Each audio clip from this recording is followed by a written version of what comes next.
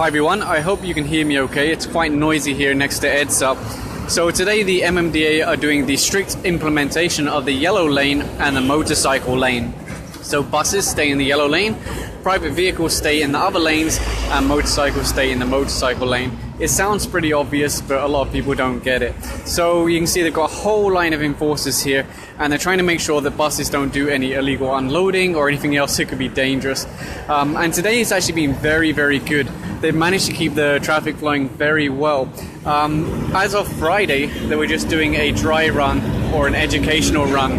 The guy there on the bus was waving. He knows what's going on. So let me turn the camera around quickly. Sorry, by the way, if I don't look great. It's quite hot out here, even if it's only 8 a.m. So on Friday, Saturday, Sunday, it was a dry run, which means they were educating drivers. But as of today, Monday, it's now strict implementation, which means anyone who breaks the rules are getting a penalty.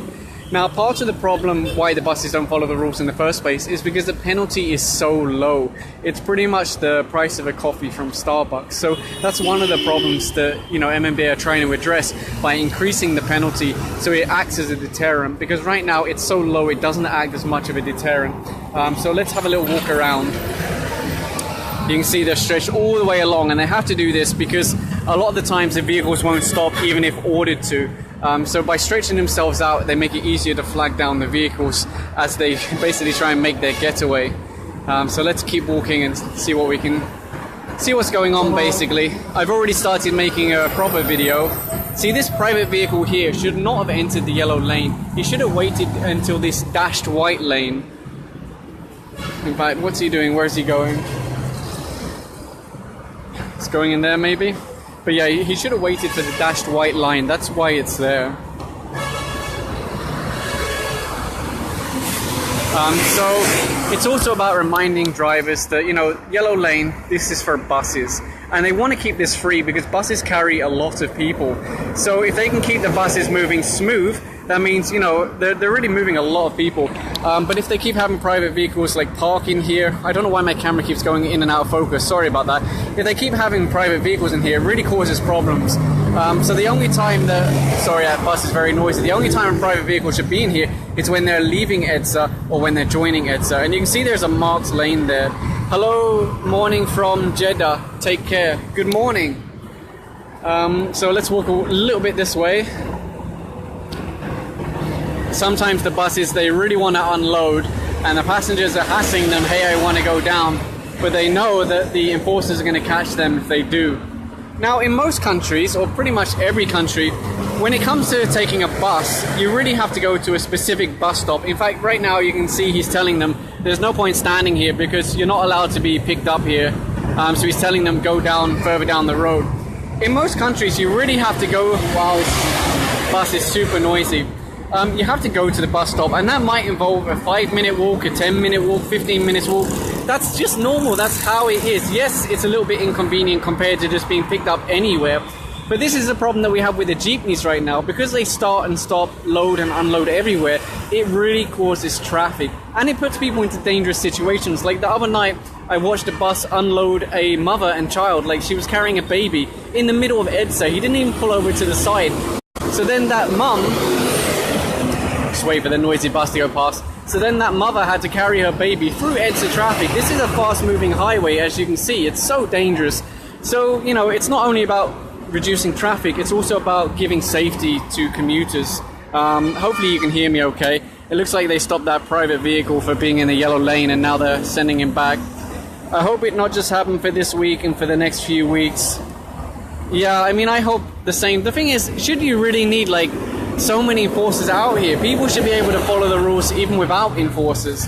And of course they can do CCTV non-contact apprehension, but again, with the penalty being so low, it doesn't act as a deterrent. So that's why the MMDA are really working hard right now to increase the penalty, because if it's only 150 pesos, maximum say 500, they're not that worried. And the thing is, by non-contact apprehension, what happens is all those penalties get applied to the bus, and then nobody really deals with it until it comes time to renew the franchise, and then they pay all those penalties. So even the drivers on the road, they're not really getting disciplined because, you know, the bus company doesn't even know who was driving most of the time. They're just going to pay those fines at the end of the year or the end of 2 years or whatever.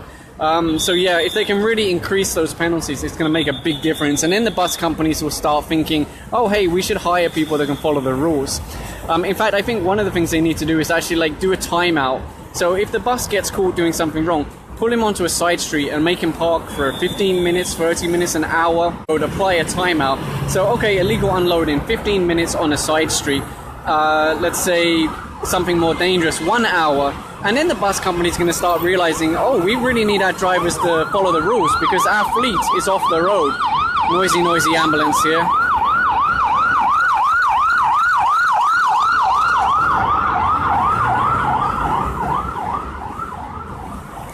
Let's walk a little bit further down this way and see what's going on. You can see there are still some people standing here hoping that they're going to get picked up. And it's impossible. If they get picked up, the bus is going to get pulled over straight away. Look at how many enforcers are here. There's no point standing here because they're not going to pick you up. So just walk down there. There is a bus stop. If they just walk down that direction, they can actually get the bus legally. Of course, they want the convenience of being picked up by the side of the road. Don't worry of your background, we understand the noise. Okay, thank you. Yeah, so, you know, commuters have to realize also that you can't just get picked up anywhere and everywhere because it just causes traffic and it has safety implications. There's so many people waiting for the bus up there and there's a proper bus stop up there. In fact, I can show you one of the proper bus stops. It's quite busy up there, so...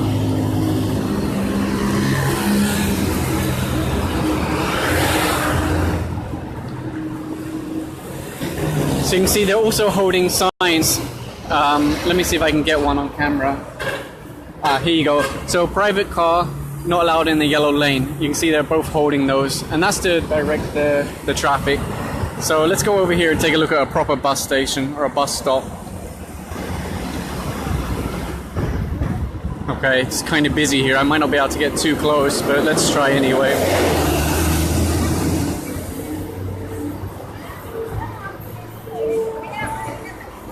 What's this one? This is an A. So let's take a look. This is the proper bus stop. If you can see the... Sorry. Goodness gracious. So if you can see the red thing up there, that's a proper bus stop. This guy's like pushing past because he wants to get the bus, but not really looking where he's going. Anyway, that's okay. So proper bus stop here, and it's legal to load and unload. So for those people that are waiting illegally, all they have to do is walk further down the road. Hey GA, nice to be on your live feed. Yes, welcome, welcome. Let's walk back down this direction. So you can see he's advising her, or I imagine he's advising her, you have to go to the proper bus stop.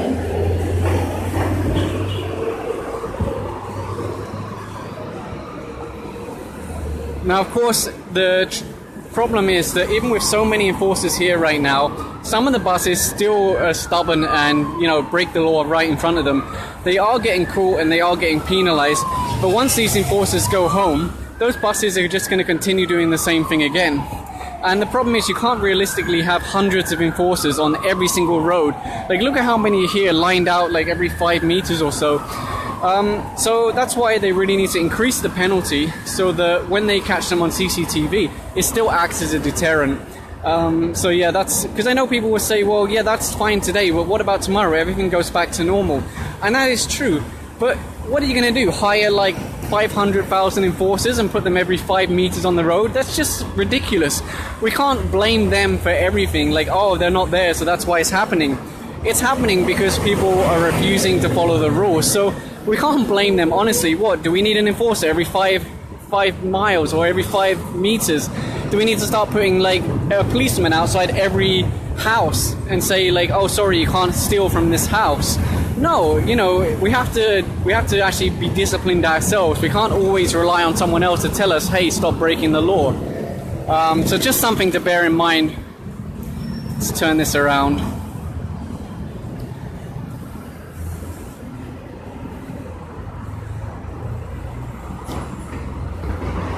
So far, so good, actually. It's been really smooth today. They've really managed to keep all the vehicles moving. and I've noticed the difference. If you compare this to Friday when they were just giving warnings, now they're actually giving tickets. Even if the penalty is quite low, it's an inconvenience. And actually, I don't know if they're doing it on purpose or by accident, but what I've noticed is that when they get the ticket, they make sure, you know, that they take their time, and that forces the bus to stay here for 5 minutes, 10 minutes, 15 minutes, and that's actually a big loss for them, because 15 minutes off the road, they're missing out on passengers. The boss is going to be asking, where's my bus, what's going on? So actually, I don't know if they're doing it on purpose or not, but I hope that they are, because making them wait those, you know, that little bit extra time really acts as a deterrent just by itself. Forget the ticket. Okay, here you go. So I'm not sure why. I think this bus is loading. Because the bus stop is up there, although it's a little bit beyond it. They might be giving some kind of allowance because there's a big queue of buses there. I'm not sure. Let's keep walking around.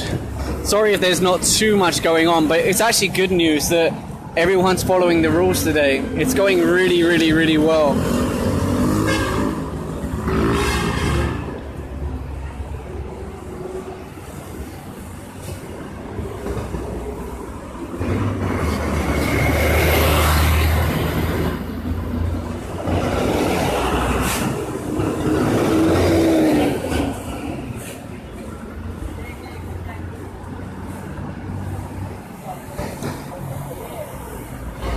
Walking is a good exercise, that's true.